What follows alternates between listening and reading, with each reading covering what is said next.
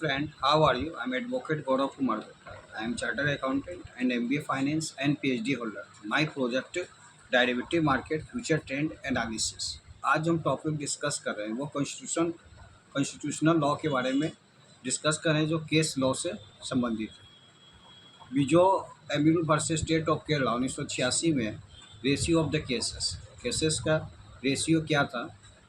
The court held that the right of free speech and expression also include the right to remain silent and that only standing for the national anthem show proper respect. Rajbala versus state of Haryana 2015 का यह मुकदमा है जिसमें बताया गया है case ratio of the case में the constitutionality of the Haryana Panchayati Raj amendment act 2015 was upheld the act disbarred person in Haryana from the right to contest panchayat election on the basis certain restriction like educational qualification, area clause etc. K Veeraswami versus union of India 1991 में बताया गया no FIR against the high court supreme court जज unless president consult CGI and CGI allow it. उसके बाद CGI का मतलब chief justice of India.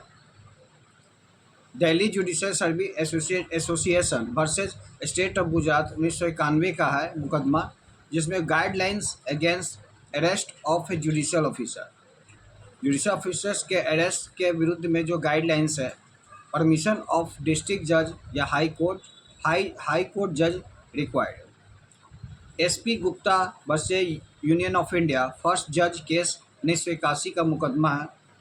उसमें बताया गया है constitution under A 124 does not mean concurrence.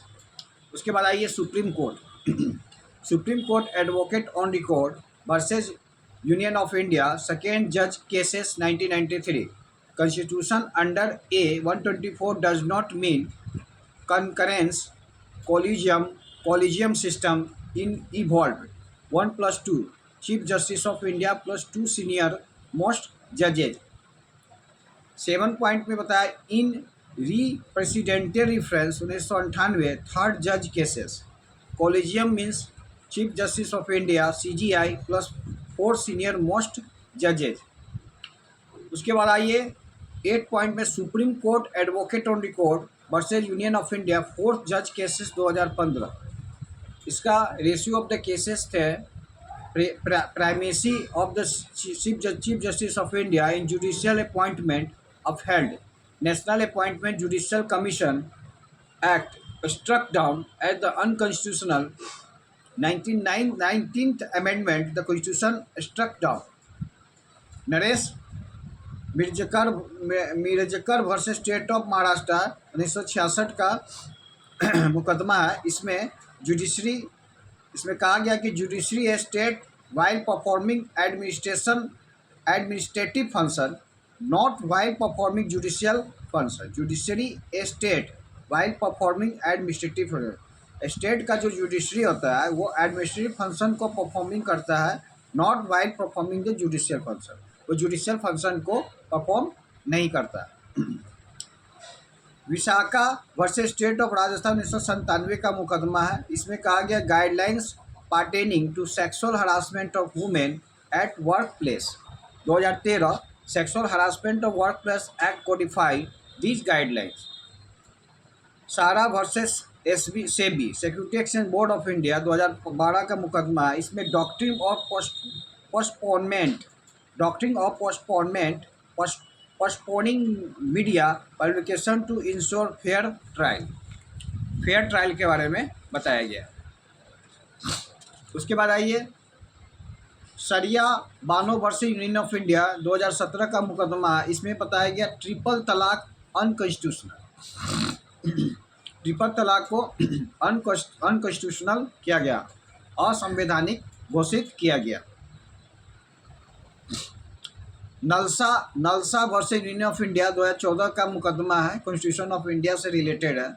इसमें transgender as third gender to be given government job under OBC category. उसके बाद आता है Shankari Prasad versus union of India 1951 का मुकदमा है। इसमें बताया गया है कि parliament can amend the fundamental right laws under article 13 does not include a constitution amendment. Sajjan Singh versus state of Rajasthan 1964 का मुकदमा है।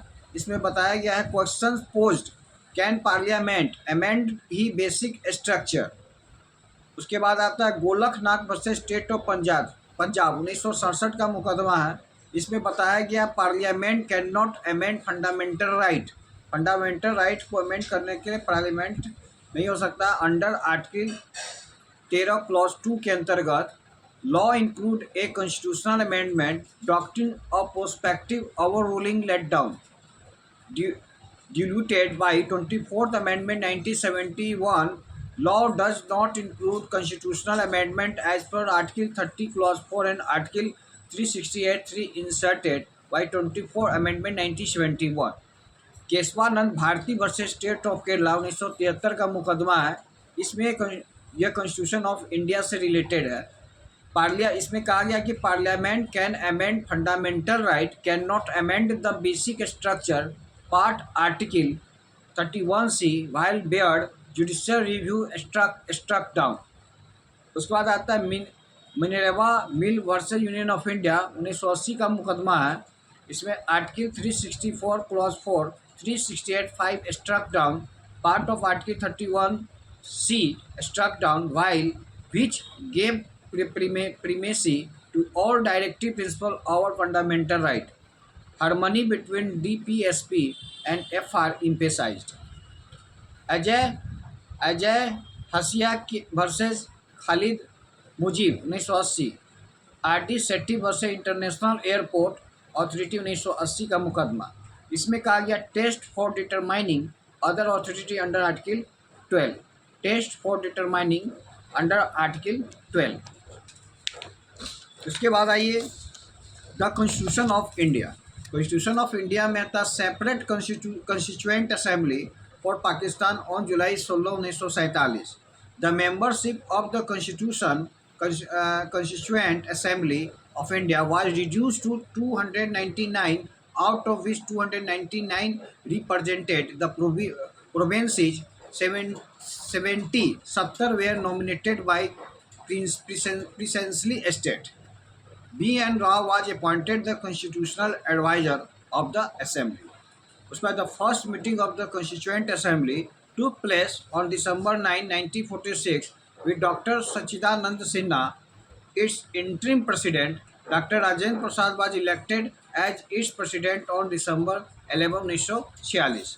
The assembly has 13 committee for framing the constitution. The important committees were drafting committee. Drafting committee में क्या आता है कि which bore the responsibility of drafting the constitutional document during the recess of the constituent assembly from July 1947 to September 1948 was formed on August 29, 1998. Member were Dr. B.R. Ambedkar chairman, N. Gopal Kosmi Iyengar, Alauddin Krishna Swamy Iyer a distinguished jurist means होता है कानूनी legal. K.M. Munshi a distinguished jurist। Syed Mohammad Saadulla N. Madhava Rau in place of B.L. Mitra. D.P.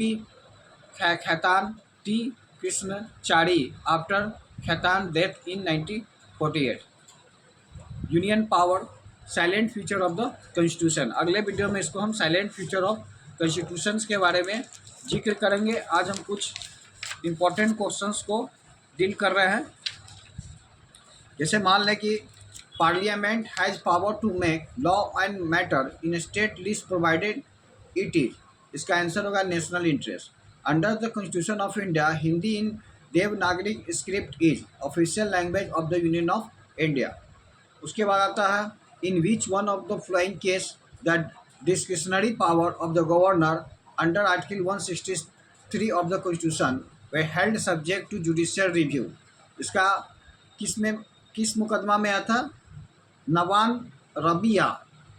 Rabia and Boman Felix versus Deputy Speaker. Under Indian Constitution to value and preserve the rich heritage of our composite culture. Fundamental duty. इसका answer होगा fundamental duty, in which one of the flying case section 499 and section 500 of the Indian Penal Code 1860 have been recently declared constitution by the Supreme Court. इसका होगा सुब्रम स्वामी versus Union of India.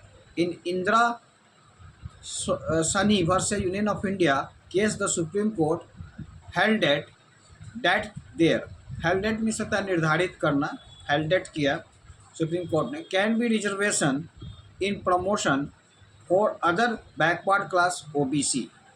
उसका Rajiv Kumar Gupta versus union of India deals with the reservation in state service, person with disability. For removal of a जज of supreme court. Supreme court के जज का जो removal के लिए हटाने के लिए the special majority resolution required to be pass in each house of parliament is, इसका होगा 2/3 of member present voting in the house and majority of the total members of the house. इस प्रकार से हम सुप्रीम कोर्ट के जज को removal कर सकते हैं. अगले वीडियो में हम आपको डिस्कस करेंगे कॉन्स्टिट्यूशन से भी रिलेटेड पॉइंट्स को डील करेंगे. आज का वीडियो हम यहीं पे वाइप आउट कर रहे हैं. That's all.